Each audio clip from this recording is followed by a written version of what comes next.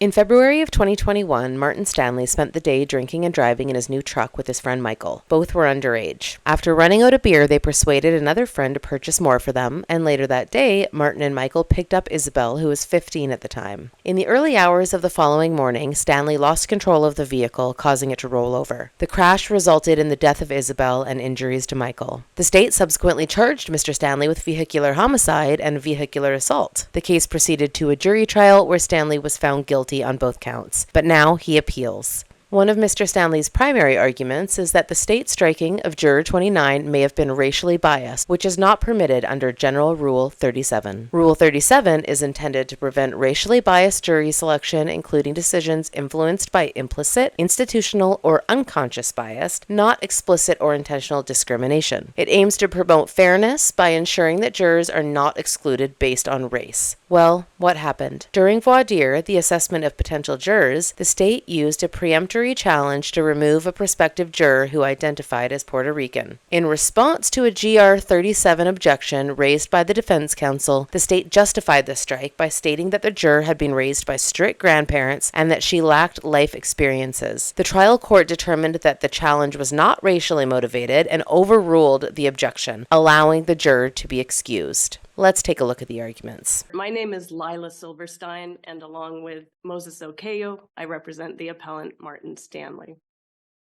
Mr. Stanley asked this court to reverse his convictions and remand for a new trial because the trial court violated General Rule 37 by permitting the state to exercise a peremptory challenge against juror number 29, a Latina juror. In the alternative, this court should reverse because the trial court erroneously gave a missing witness instruction. For purposes of today's discussion, I'd like to focus on the GR 37 violation. As this court knows, GR 37 is a very broad rule designed to address the intractable problem of racial bias in jury selection.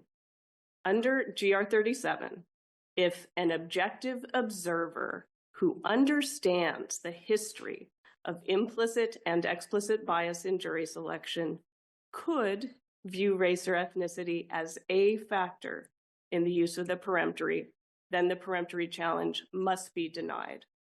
This court, in both Lehman and Orozco, recognized that under GR 37, strikes of prospective jurors of color must be treated with skepticism and considerable caution.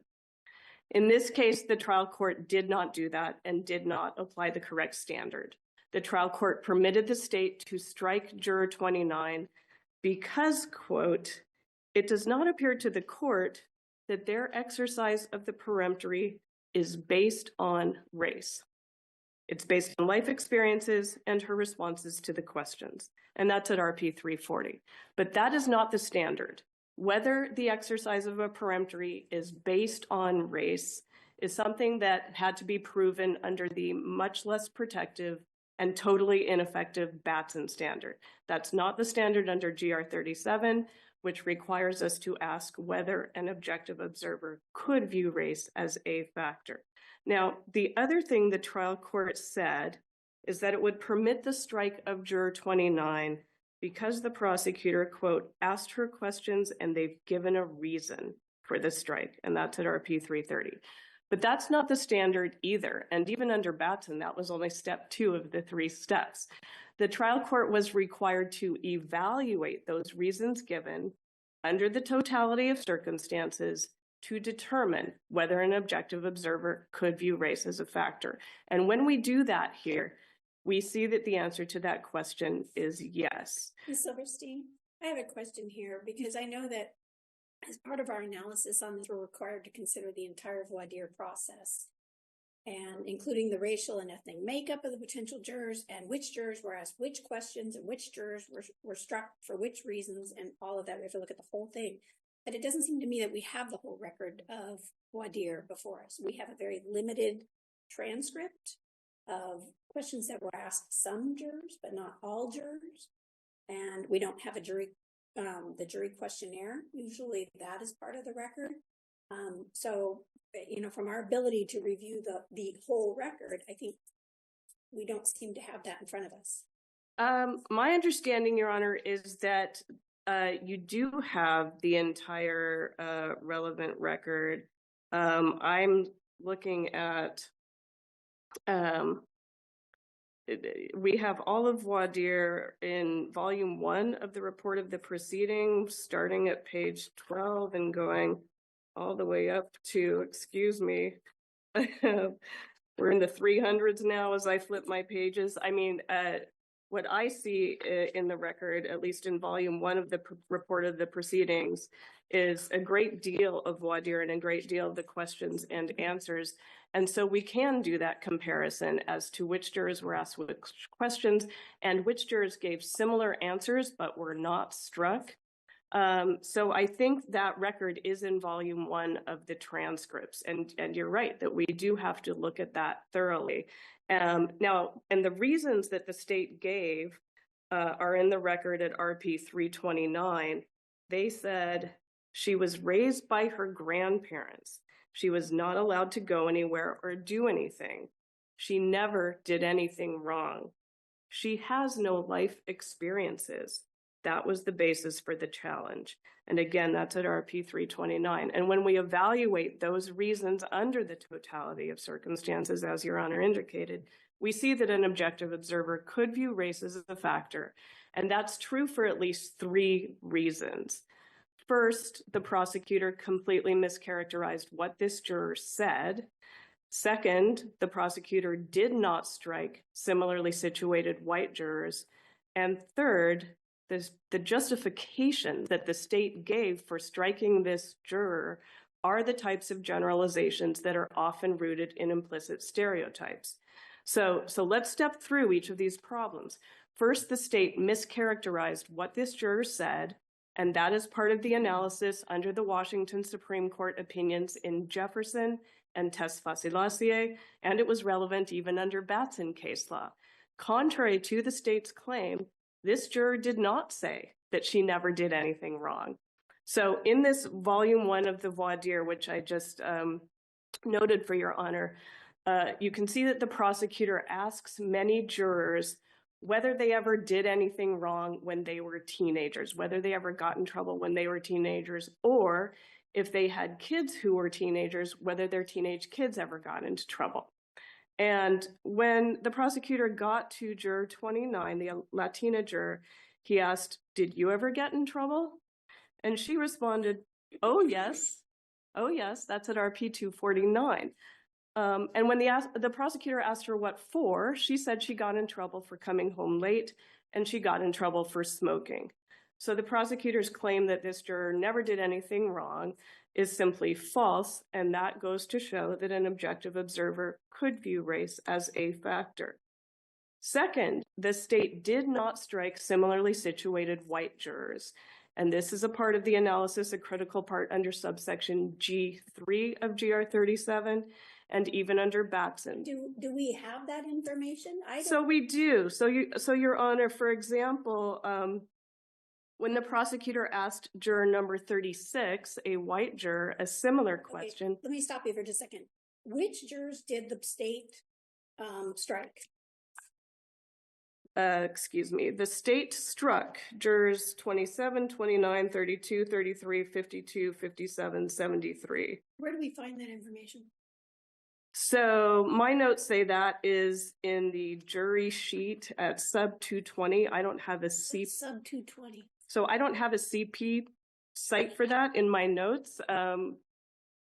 We can designate that. I'm sure the prosecutor has the same information, but we can certainly designate that. That's what I'm talking about. We don't know who was struck and who was left on, and that there's not a transcript of why they were struck. I have transcripts that say discussion had at bar out of hearing of the jury, and that's on 328. So there was a discussion at the bar about these challenges, and it wasn't transcribed.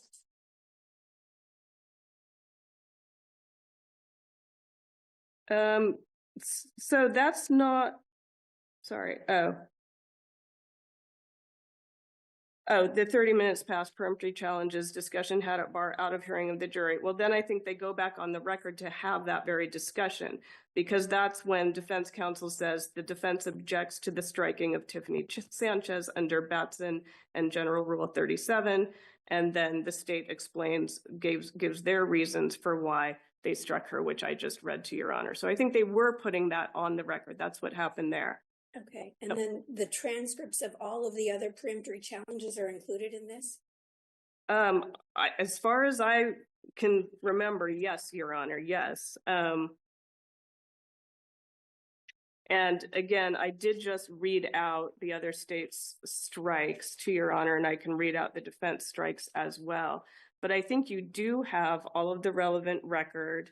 I can certainly designate that sub 220 that I just cited to Your Honor. So in the transcripts where it says 30-minute pass or 15-minute pass peremptory challenges, what does that mean?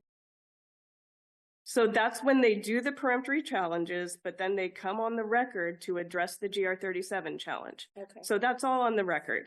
So this is just when they're handing the paper back and forth? Yeah, right, Your Honor. That's right. That's right. Okay. And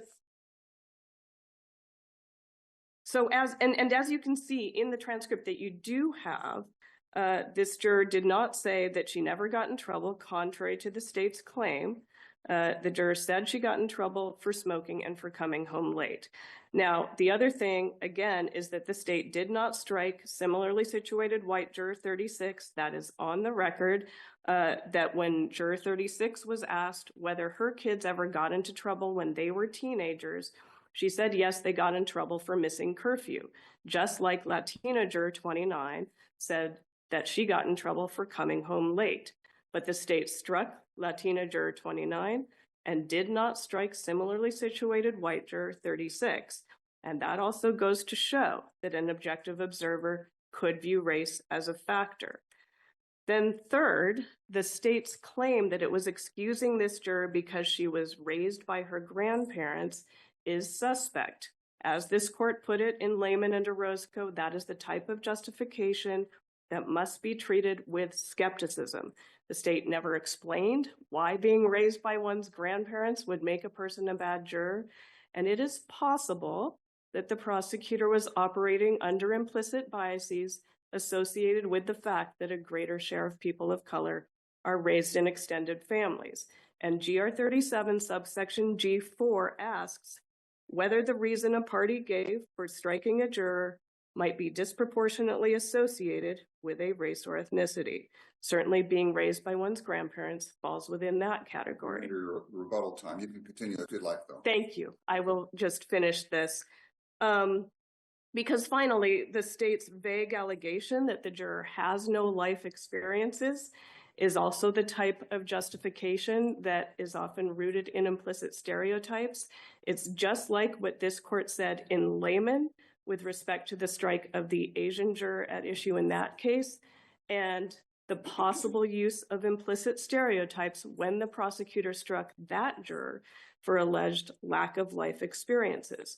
So the bottom line here is that when we perform the proper analysis and evaluate the state's reasons under the totality of circumstances, we see that an objective observer who understands implicit bias could view race or ethnicity as a factor in the strike of juror 29.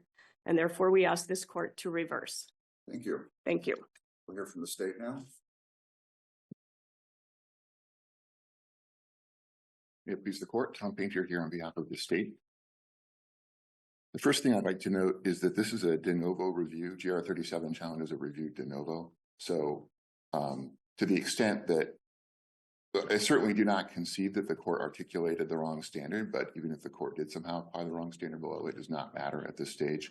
This court can view the circumstances de novo and make its own decision. So argument that the trial court applied the wrong standard is neither here nor there. I'd also note that a panel of this court has recently said that the could standard under GR 37 is a reasonable possibility. The court said, well, anything's possible, but this means a reasonable possibility, and that was in Al Hayek versus Miles 562 Pacific 3rd 1270. This is actually the first time today, after the briefing in this case, that the appellant has pointed to any of the questioning of the other jurors or any comparison with any of the other jurors in terms of trying to demonstrate that this challenge was improper. The appellant's counsel pointed to the questioning of juror 36.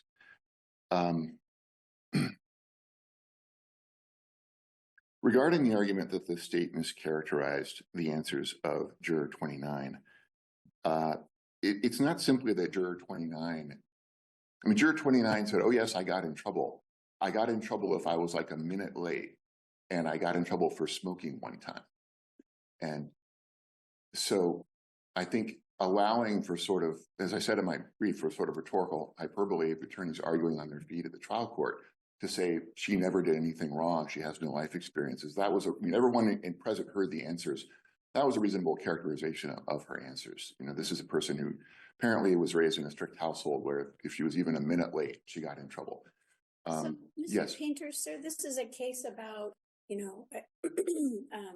a young person kind of going a little wild. And I guess I don't understand from a prosecutor's perspective why they would object to somebody who's a rule follower. As a defense attorney, it was always like you wanted somebody who had a lot of compassion and understanding and empathy for the defendant, maybe could put themselves in their shoes. And as a prosecutor, you want a rule follower. And so I didn't understand this objection, why this life experience was helpful to the state. I think that's an excellent question, Your Honor. I appreciate that. I think that the victim in this case was, I believe she was 15. She was out late at night with a couple of men who, although still teenagers, I believe, were a bit older, drinking and driving around late at night. And I think the state's concern was that a person like Juror 29, who had apparently never really engaged in any significant misbehavior beyond smoking one time when she was growing up, would not be able to relate to this young woman who was out, with a group, essentially, I want to say drinking and driving, although apparently she was not driving, but, drinking while underage and engaging in this behavior. They were afraid that the juror would not be able to sympathize with the victim. And that points me to an argument I wanted to address in the appellant's briefing, which was the victim was killed, wasn't she? What's that? The victim was killed, Yes. wasn't she? I would think that anyone would sympathize with the victim in a situation like this. Well, one argument that the appellant makes is that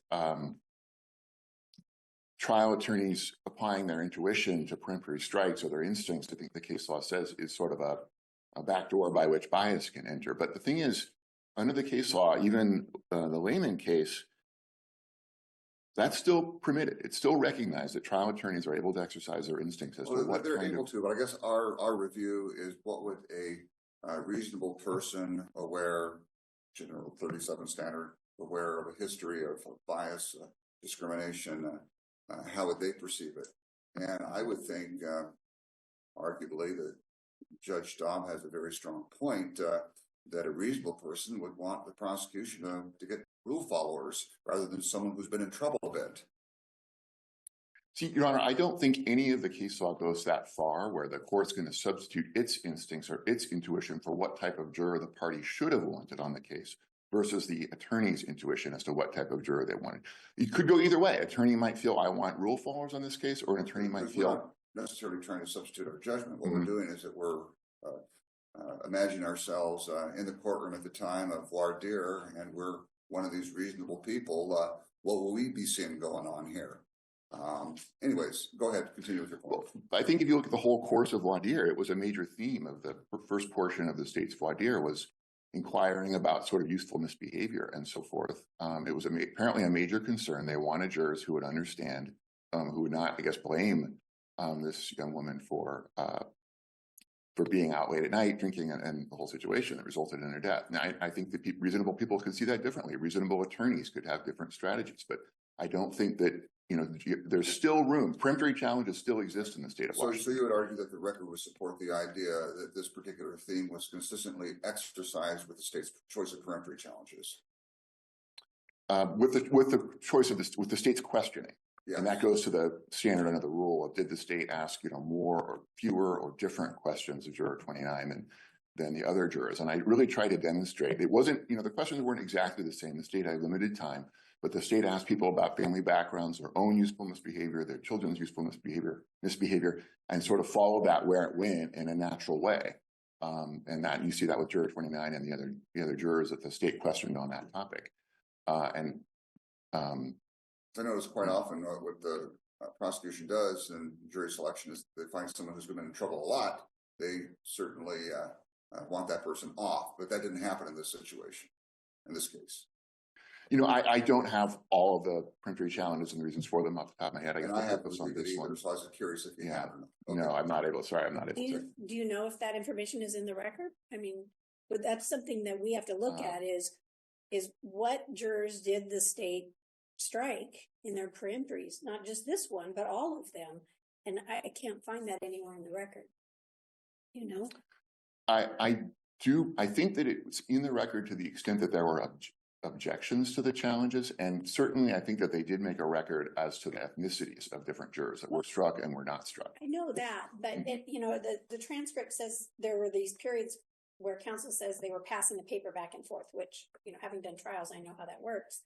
And so the state strikes juror 12, and then the state strikes juror 15, and then the state strikes juror 29. And unless there's an objection made on the record, we don't know which jurors were struck unless we get that piece of paper. Right? I think there's some truth to that. I did not focus on that in preparing this case. Of course, it's the appellant's burden to present the court with a sufficient record for review. Is there any objection to the state allowing the record to be complete for our review? I guess I'd have to see the proposal. I don't see reason off the top of my head to object. I think it's a document that probably is in the record that will help us understand how the state exercises peremptory challenges. I think it's very relevant, and it was omitted by an accident as opposed to intentional. But just curious, if you have any objection to the defense providing us that sheet of paper. Well, I guess I would, Your Honor, because we're here for argument today. The briefing's complete. The defense, in fact, did not have the motion for a new trial in which this. I apologize. Actually, I think the motion for a new trial addressed the missing witness issue, not the peremptory challenge issue. So I retreat from that, but I still, the defense or the appellant did not have the motion for a new trial that addressed the very issue, missing witness instruction that they raised, did not have that transcribed. I believe we had to have that added to the record. So I guess I would object at this point. Witness, so I would just be using this just for purposes of the GR 37 issue. So yeah, you're objecting still. I would say we're here for argument today, Your Honor. It's their responsibility to provide a complete record. If there's things missing from the record, then I think that falls on the appellant. Okay, well, we'll deal with that.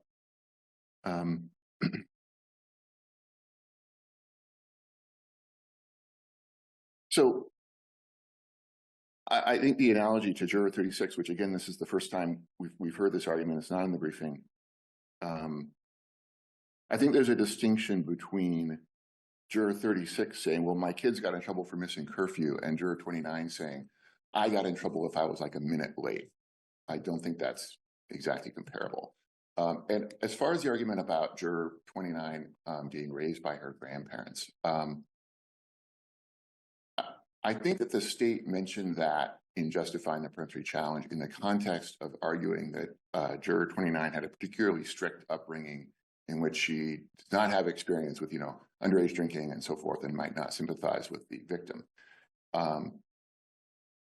The state did not ask why, did not inquire into why she was raised by her grandparents or where her parents were, did not try to explore, well, maybe parents were, subject to some sort of, criminal conviction or something.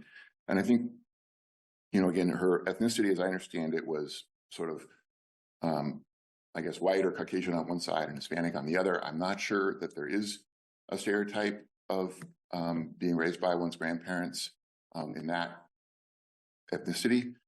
Not to get too specific, but there certainly are plenty these days of, I think, white families suffering from addiction or, missing parents for one reason or another. There's plenty of out of wedlock births are sort of up across the board, as I understand it. So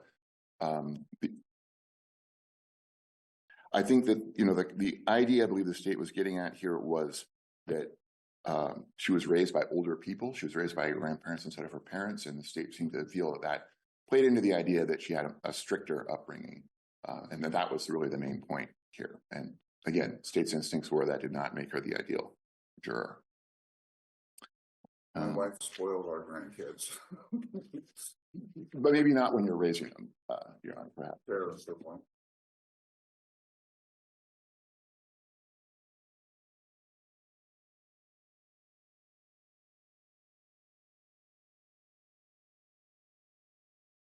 Do you think this is the practice that ought to be employed? Have the trial court judge ask the veneer to identify their race?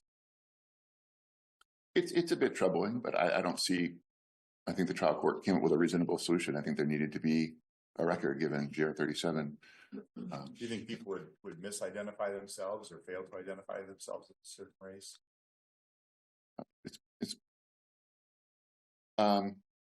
I want to say that it's possible, but on the other hand, I don't want to sound disrespectful of self-identifications. So I think be careful. I would be reluctant to argue that someone has misidentified themselves. It would depend on the circumstances.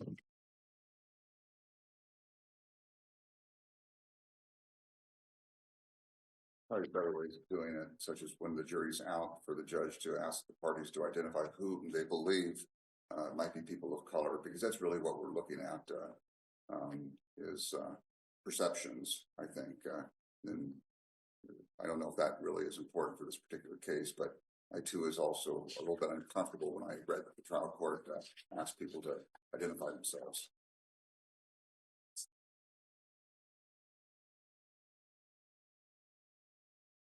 I don't have much further to add on the GR 37 challenge. If the court has any further questions, or I could speak briefly about the missing witness issue. And I do have some questions about the missing witness instruction, because it seemed a little bit odd. The case law says that missing witness instructions should be given infrequently.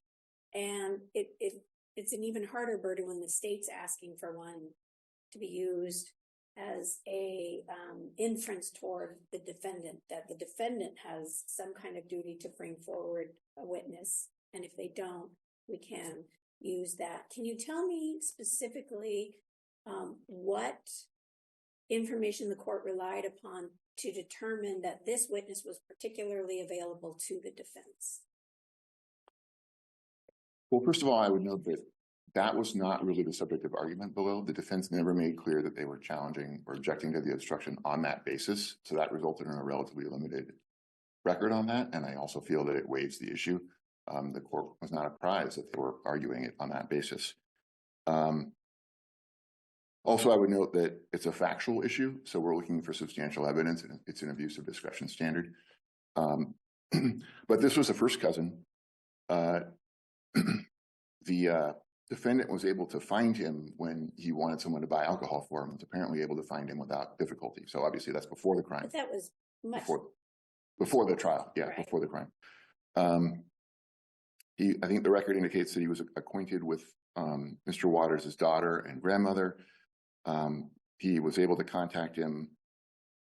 I contacted him at least once since the trial. Or I'm sorry, that might be between the crime and the trial.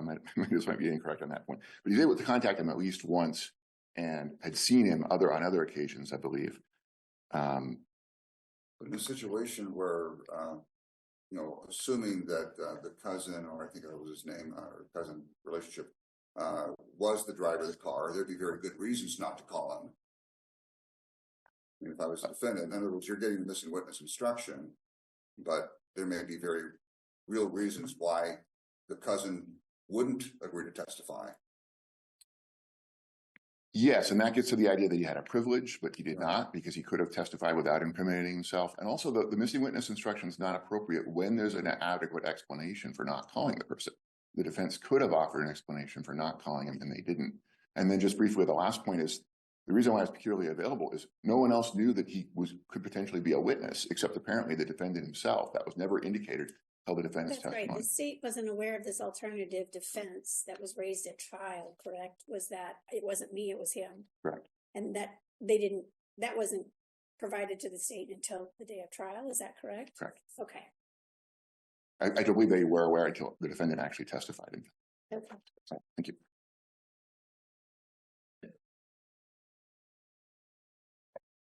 I'd like to address 4 points the prosecutor made. First of all, the state implies that the could view standard is somehow narrower than we originally thought, and that's not true at all. This court has correctly described that standard as exceptionally broad. This court has correctly described that standard as one that involves possibilities, not actualities. And the Supreme Court in Tes Facilatiae emphasized that it purposely chose this incredibly broad could view standard over a would view standard, and it recognized that many, many more peremptories would need to be denied under the could view standard, and that's what it wanted because we have such a pervasive problem of implicit bias in jury selection.